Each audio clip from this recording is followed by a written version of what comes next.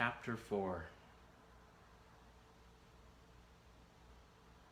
So we left off yesterday. They saw in the distance a group of bright people coming towards them, the ghostly people of the gray city. And as they came close, two of the ghosts screamed and ran for the bus. The rest of us, says the narrator, huddled close to one another. Chapter 4. As the solid people came nearer, I noticed that they were moving with order and determination, as though each one of them had marked his man in our shadowy company. There are going to be affecting scenes, I said to myself. Perhaps it would not be right to look on. And with that, I sidled away on some vague pretext of doing a little exploring. A grove of huge cedars to my right seemed attractive, and I entered it. Walking proved difficult. The grass, hard as diamonds to my unsubstantial feet, made me feel as if I were walking on a wrinkled rock. And I suffered pains like those of the mermaid in Hans Andersen. A bird ran across in front of me, and I envied it. It belonged to that country and was as real as the grass. It could bend the stalks and spatter itself with dew. Almost at once, I followed by what I have called the big man. To speak more accurately, the big ghost. He in his turn was followed by one of the bright people. "Don't you know me?" he shouted to the ghost, and I found it impossible not to turn and attend the face of the solid spirit. He was one of those who wore a robe. It made me want to dance. It was so jocund, so established in its youthfulness. "Well, I'm damned," said the ghost. "I wouldn't have believed it. It's a fair knockout. It isn't right, Len, you know. What about poor Jack, eh? You look pretty pleased with yourself. But what I say is, what about poor Jack?" "He is here," said the other. "You will meet him soon if you stay." "But you murdered him." "Of course I did. It is all right now." "All right, is it? All right for you, you mean? But what about the poor chap himself, laying cold and dead?" "But he isn't. I have told you. You will meet him soon. He sent you his love." "What I'd like to understand," said the ghost, "is what you're here for. As pleased as punch, you, a bloody murderer. Well, I've been walking the streets down there and living in a place like pigsty all these years." "That is a little hard to understand at first. But it is all over now. You will be pleased about it presently. Till then, there's no need to bother about it." "No need to bother about it? Aren't you ashamed of yourself?" "No, not as you mean. I no longer look at myself. I have given up myself. I had to. You know, after the murder. That was what it did for me. And that was how everything began."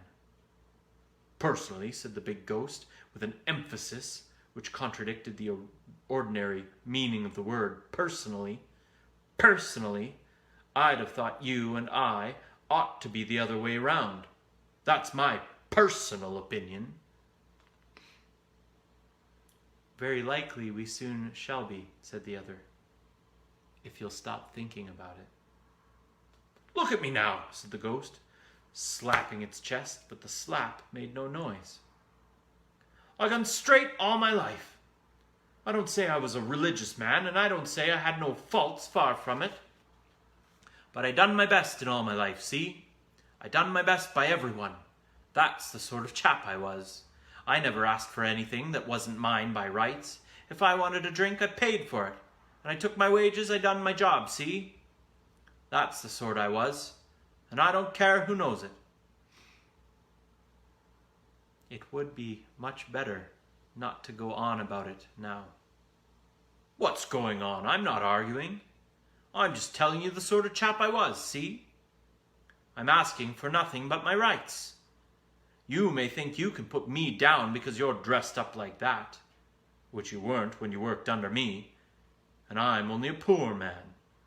But I got to have my rights same as you, see? Oh no, it's not so bad as that. I haven't got my rights, or I should not be here. You will not get yours either. You'll get something far better. Never fear. That's just what I say. I haven't got my rights. I always done my best, and I never done nothing wrong. And what I don't see is why I should be put below a bloody murderer like you. Who knows whether you will be? Only be happy and come with me. What do you keep on arguing for? I'm only telling you the sort of chap I am. Only want my rights. I'm not asking for anyone's bleeding charity. Then do. At once ask. Ask for the bleeding charity. Everything is here for the asking, and nothing can be bought. That may very well do for you, I dare say. If they choose to let in a bloody murderer, all because he makes a poor mouth at the last moment, that's their lookout. But I don't see myself going in the same boat as you, see? Why should I? I don't want charity. I'm a decent man, and if I had my rights, I'd have been here long ago, and you could tell them I said so. The other shook his head. You can never do it like that, he said. Your feet will never grow hard enough to walk on our grass that way. You'd be tired out before you got to the mountains, and it isn't exactly true, you know. Mirth danced in his eyes as he said it. What isn't true? Asked the ghost sulkily.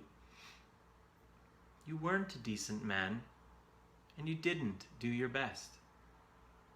We, none of us, were, and none of us did. Lord bless you, it doesn't matter.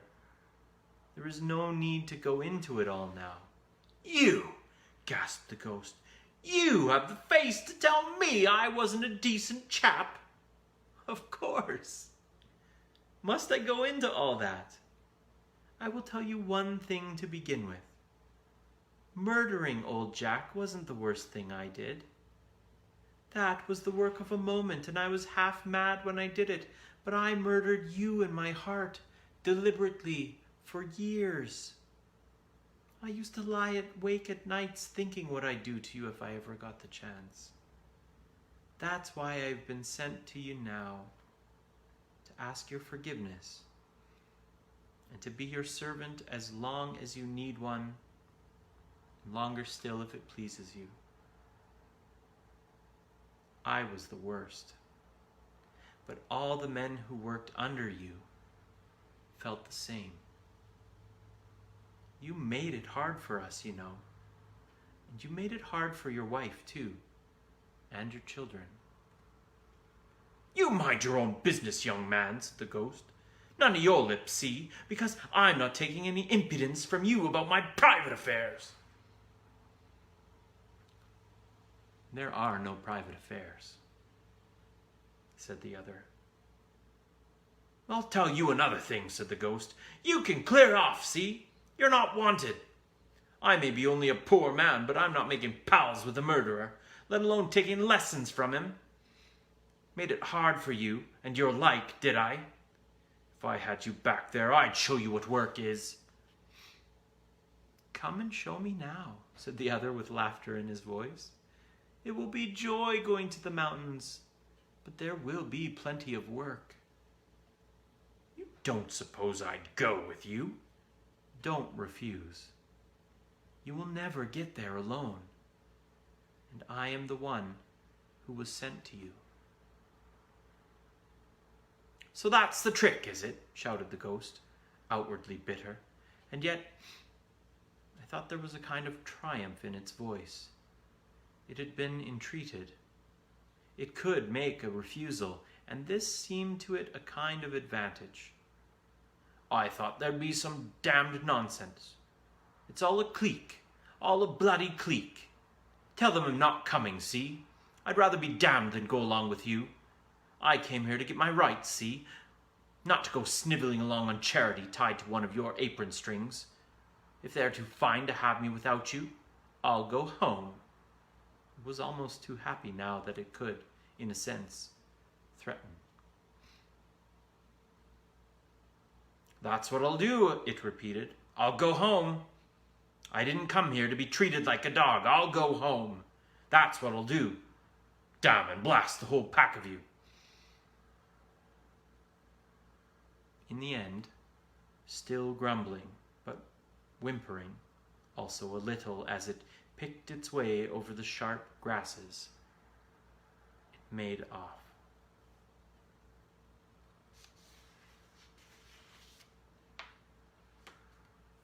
To be continued in Chapter 5.